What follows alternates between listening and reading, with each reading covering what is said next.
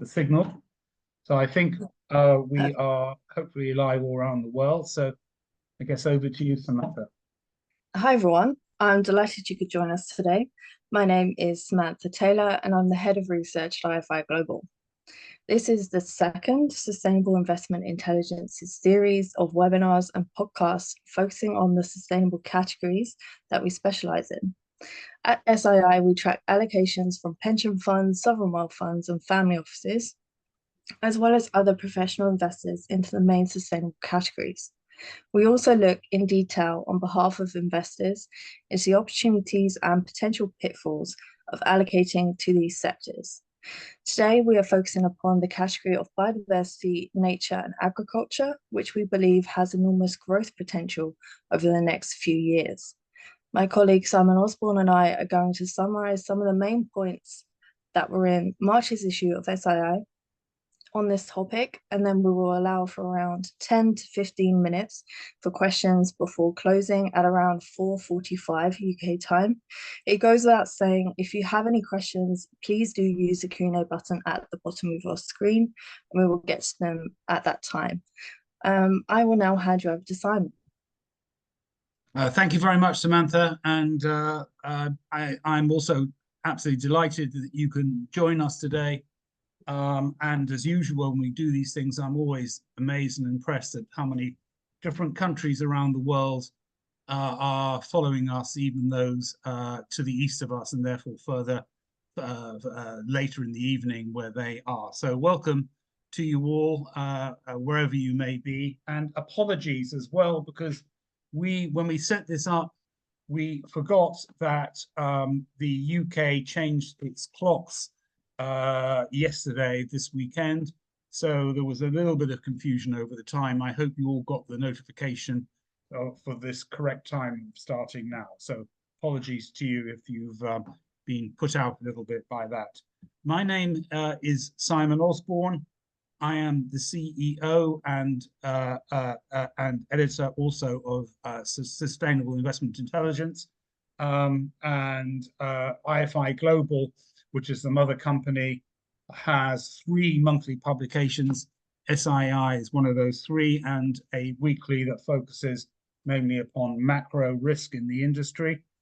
And SII specializes in particular in the 5 main sustainable sectors. And I say the main sustainable sectors, we define that as what is invested in by the big institutional investors, family offices, and other professional investors around the world. And those 5 categories are renewables, biodiversity, forestry, water and waste stroke recycling. And SII, as well as specializing in the investment coming into those sectors and tracking what's going on in them, takes a very, very close interest in climate change, particularly climate change risk, and we are launching a climate change risk forum in the very near future. We may spend a second telling you a little bit about that at the end. Today we're going to cover the topics mentioned here on the screen. I won't go into any of them right now, but you can see we've got an awful lot to be covering in the relatively short period of time that we've allocated for today's webinar. So Samantha, if you could turn over to the first slide. Thank you, yes. Right, one of the things we believe very strongly in at SII is when you look at the sustainable sectors, you can see there's really quite a huge difference in the areas of development in them. Some are much more developed than others are. And so our sustainable sector ratings are intended for that particular purpose, to alert investors into what is going on in the different categories. As I say, there is really quite a surprisingly large difference between some of them. For example, biodiversity on the one hand, and say forestry, which is very, very well developed category, on the other hand. So at the moment, it has 4 criteria. We collect data from all the available sources that we can get on those 4 criteria that is on the screen. And these numbers that you see next to those those sets of criteria are for the biodiversity category. 5 out of 5 is the top. That's the 5-star rating. 1, therefore, is the bottom rating. So here we have the biodiversity category overall. And at the moment, we think the investment outlook and capacity is for, if it was just done, that first category was just done on investment outlook, it would probably be 5 out of 5, and it would be the only sustainable sector that would get 5 out of 5. The thing that brings it down to 4 is the capacity. There isn't yet, it's changing, but there hasn't been, up until now, a great deal of capacity in this sector. As I say, it is changing, but there hasn't been to date. Secondly, data availability, that's down at 2 out of 5. If anything, that's generous because there is quite a substantial difficulty in collecting the data in this category. There are at least 3,000 sets of criteria or metrics to take into account when you are covering this very broad and diverse area. Number of funds and managers, again, that's only 2 out of 5. Again, that's changing now in a very good way, and I'm going to come on and say a little bit about that in a second. And where I would say quite rapidly and almost certainly will be moving that up to a 3. And if we were doing this in 12 months' time or more, it might even be higher than 3. But at the very bottom, 1 out of 5 is industry support services. Unfortunately, the service providers in the industry, the professional entities that do fund administration and the other support services that the industry relies upon, really are not specializing yet in biodiversity. We hope and believe that will change too. There are a lot of service providers that do ESG. That is something very different from what we're talking about today. The broad ESG stuff is not what we're talking about in terms of the sustainable sectors in general, and specifically not in the biodiversity area at all. Again, to repeat, we're probably going to change that, and as the more funds launch in this category, which they are doing, we think the service providers will catch up. So if you can switch over to the next slide, please, Samantha. Let's start with the market. And this, when I say the market, we're talking about the public markets, the funds, the third-party funds that are out there.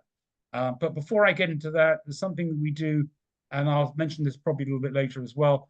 SII has what's called the Environmental Investment Monitor, where we track allocations from pension funds, from sovereign wealth funds, from family offices and the like into those 5 sectors, sustainable sectors I've already mentioned. We discovered by doing that, at least by the last collection of the data, which was at the end of last year, that but this category, the biodiversity category, was growing faster than any of the other ones, albeit admittedly from a very low base. But in the terms of this data, I think the next 2 points comes from Morningstar. Assets, according to Morningstar, doubled last year, in the last 3 years to $3.7 billion. Again, as you can see, very small, but it is, it is growing. And there was a 45% growth in funds in 2024. The AUM, I think this is from MSCI, the AUM of the funds that were out there grew by quite an extraordinarily large 50% last year. So things are happening. Next slide, please, Samantha. Right, this is, sometimes you get asked, and rightly so, what on earth is biodiversity? And I think this is, before we go any further, we should probably spend a second talking about what biodiversity actually is.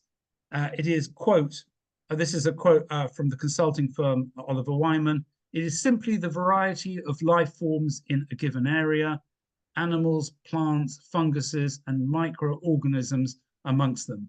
When forests are cleared or animals go extinct, the effects ripple not only across ecosystems, but also the economy. Coral reefs and mangroves protect against the rise of sea levels and storm surges. Forests and wetlands reduce flood risk. It is worth adding to what Oliver Wyman put here that according to the World Economic Forum, more than half, which is an extraordinarily large amount, obviously, of the world's economy is dependent in one way or another upon nature, including 75% of our food systems is reliant upon nature in one way or another. And according to UBP, there is a planetary emergency going on when it comes to nature. They say, this is UBP, that there has been in the last 46 years an extraordinary 68% drop off in wildlife, and that ranges from families of insects of various shapes and sizes. And as they point out, you desperately badly need insects and bees to pollinate crops. You need worms for soil fertility. Oceans, you need healthy oceans, I should say, to absorb carbon. Deforestation is responsible for 17% at least, and some people think it's a lot higher than that, of the world's global warming, etc., etc., etc. And this really is an absolutely critical category, and I'll probably finish with a few further points on that score. Can we have the next slide, please, Samantha? So under this biodiversity broad term, label, umbrella, whatever you want to call it, there's obviously nature. And when you are looking at nature, I think this is from McKinsey, isn't it? Right, Samantha? They think the size of the nature, for the nature and capital markets, they put it at 9.8 trillion. But that is the potential or actual size of the market that is looking for a solution that isn't necessarily found yet. In the majority of cases, it's not found yet. And that is why we are in the crisis that we are in today. And I think McKinsey go on to say that there is a need for at least $700 billion a year to do, if you wanted to halt today the decline that there has been, because we are still in obvious decline. As I mentioned, the 46 years, but it's, if anything, it's getting worse at the moment because of population increases, industrialization, and so forth. If you wanted to stop that, you would need to invest at least, according to McKinsey, $700 billion a year. We are nowhere near that, not even halfway to that particular point. I put that point up on the slide just to try and illustrate the point of how serious this is. And now I've already mentioned it, that there's been 68% drop in wildlife in the last 46 years, and 75% of all food production relies on animal pollination in one way or another. You may ask the question, and why is it that we're only kind of waking up, at least in the investment world? I think the green movement's been around for an awful lot longer than that. But why, just in the last few years, Greenpeace has been going since the 1980s, and all sorts of other associated entities as well. But why is it only that the investment world is waking up to this in the last decade or so? And I think of all the reasons that one can think of, I think this is a great quote from the co-chair of the TNFD. I'll come on to mention what the TNFD is in a few minutes, if you don't know, but the co-chair of it says, Wall Street has realized it's been pricing nature for the last 150 years at zero. And that is the reason no one had got round until ludicrously recently to find a way of trying to price nature, which obviously is a very, very, very difficult thing to do, but absolutely critical and vital for the future of the world. So that's why we're in the crisis, and it is a crisis that we're in today. So next slide, please, Samantha. If you are interested in investing in this category, probably the best and easiest way, because it's of the various different parts, and there are an awful lot of moving parts, perhaps the easiest way of getting into it is what's called regenerative agriculture, or agri-tech, some people call it as well. That is growing. That's because there are the parameters. There are a lot of companies already involved in that. One can find them relatively easily, and one can invest in them very easily, etc. And they are benefiting from this growth in this particular sector at the moment. Venture capital investment into agri-tech is forecast to reach 43 billion by the year of 2029, with a CAGR of 16.6%. We can see, because we also track all the funds launching in all the different sustainable sectors, that there are a lot of regenerative agricultural funds launching at the moment, and this would be a very obvious and logical place to have those funds being launched at the moment. Deutsche Bank, and I think that top figure, by the way, comes from Deutsche Bank as well. Deutsche Bank also forecasts that regenerative agriculture, sustainable food systems will be a $4.5 trillion market by the year 2030. So really is likely to be very strong growth in this particular sector or section of the biodiversity movement. And I think, Samantha, at this point, we're going to switch to examples outside. I mentioned the third-party funds and what's going on in that particular area. A lot of the investment going in at the moment is going in directly from institutional investors of different shapes and sizes. And we thought it would be useful for you to see some examples of what those are. So I'm going to hand back to Samantha for a moment. Thank you, Simon. So, as mentioned earlier, as a part of SII's Environmental Investment Monitor, we track allocations from institutional investors into sustainable sectors. We currently track 50 family offices. 26 have made allocations towards this sector. And I've just taken 5 examples that are quite interesting. So the first is Silver Strand Capital, who allocate towards aquaculture, regenerative agriculture, and carbon removal. Federal Partners allocates to ecosystem and land restoration, ecology and food technology. Kirkby has made investments into agriculture and soil health, specifically biochar technologies, which is quite interesting. Kalara Group has allocated towards agriculture and land-based carbon projects, whilst RS Group has allocated towards sustainable agriculture and marine protection. Moving on to sovereign wealth funds, we track 50 sovereign wealth funds currently. 20 have made allocations towards the sector, starting with Island Strategic Wealth Fund.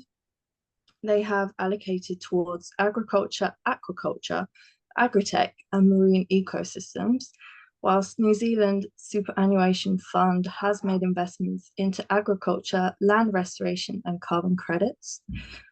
The Reserve Fund of Monaco has invested in marine ecosystems through Ocean 14 Capital Fund, which is a private equity fund. Temasek has invested in agriculture and ecosystems.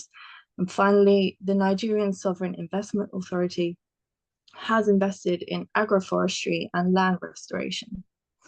So we now have pension funds. We have tracked 252 pension funds. 112 have made allocations towards the sector. Again, I've picked interesting examples from different countries so you can get a grasp as to what is happening. First, we have the UK Local Government Pension Fund, the West Yorkshire Pension Fund, which has allocated towards nature. Rest Super, which is an Australian pension fund, has allocated towards agriculture. Ontario Teachers Pension Plan has invested in aquaculture and agriculture. CalSTRS has invested in agriculture and nature, whilst Dutch pension fund ABP has invested in biodiversity, nature, and regenerative agriculture. And thank you, Samantha. Just to sort of endorse what she said in terms of what we do with the Environmental Investment Monitor, which is where those examples come from.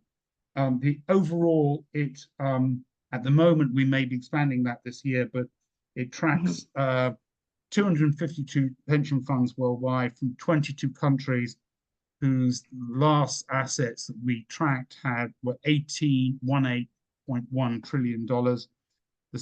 Then 50 sovereign wealth funds with assets of $10.2 trillion, and then 50 family offices. And I think I'm right, I hope I'm right in saying we're about the only media research house tracking those things on a very regular basis throughout the year.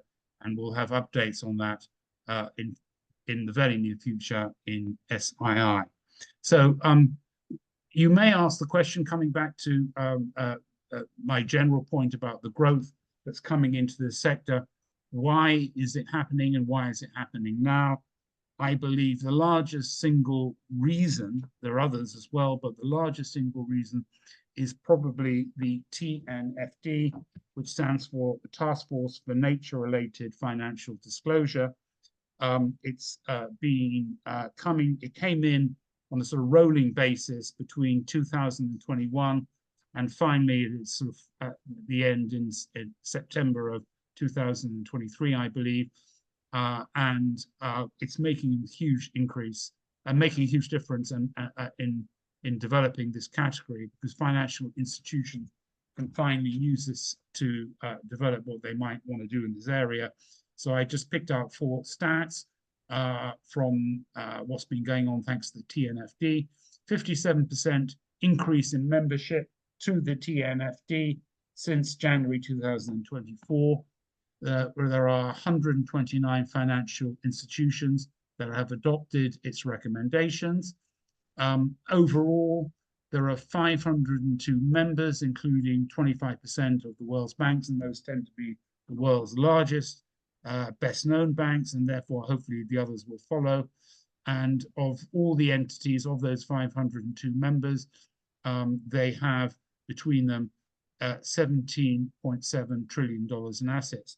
One hopes very much, as I have already mentioned in part, that the TNFD will do for nature biodiversity what the TCFD did for climate change. The TCFD, I think, came in December of 2015. So we're sort of 9 years on. It's been transformative in terms of climate investing. We'd be nowhere near where we are today if it wasn't for the TCFD. And one hopes and prays that the same thing will happen in nature stroke biodiversity, call it what you will, thanks to the TNFD. And I'm very optimistic and hopeful that that is going to be the case, that we will see really considerable takeoff. As I've already mentioned, this was very slow. The whole nature investing movement was very slow. There's an awful lot of catch up to be had. So let's, if you don't mind, go to the last slide, and then we'll see whether we've got any questions. Projections. I think I've already partly said this. I do believe we are likely to see faster growth than is forecast. Some of the forecasts we've already mentioned in this presentation over the next few years. If I was a betting man, I'd be betting that the second half of this decade is going to see really strong growth into some of the sectors I mentioned, in particular agri-tech, which is a very obvious place to go, and into the parts of the food industry which are sustainable, which I think are set for very considerable change, stroke investment and development according to the TNFD's guidelines. So I think that will happen.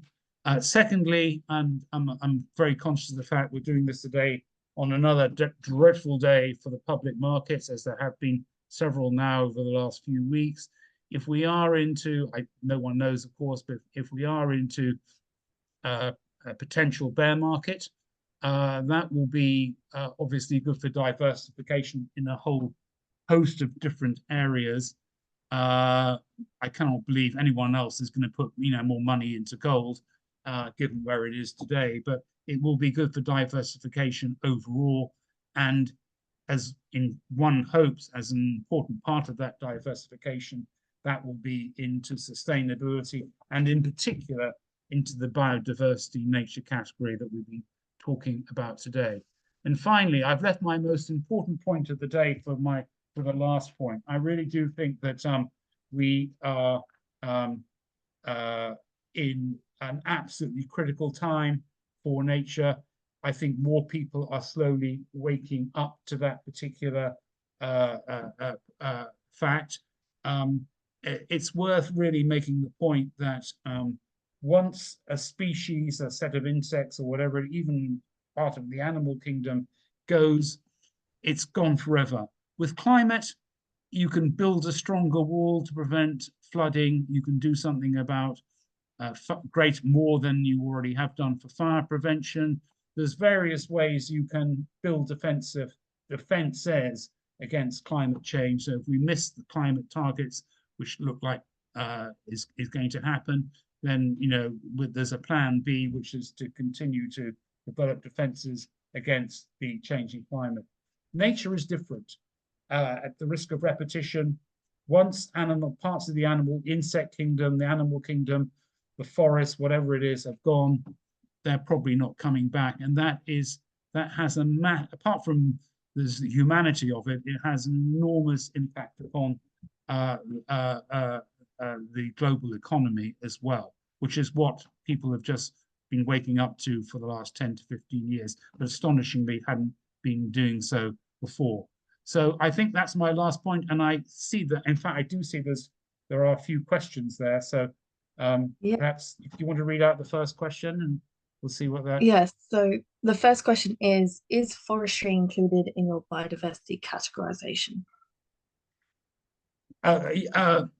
Funny enough, it's not, because it is probably of all the sustainable sectors the oldest, and it's really there's arguments to be. I did mention, I think, in the presentation that it's deforestation is in a sense part of biodiversity. Of course it is, but we do it as a separate category because it has a whole host of separate metrics. It's actually a very well, but still I would argue, underinvested area.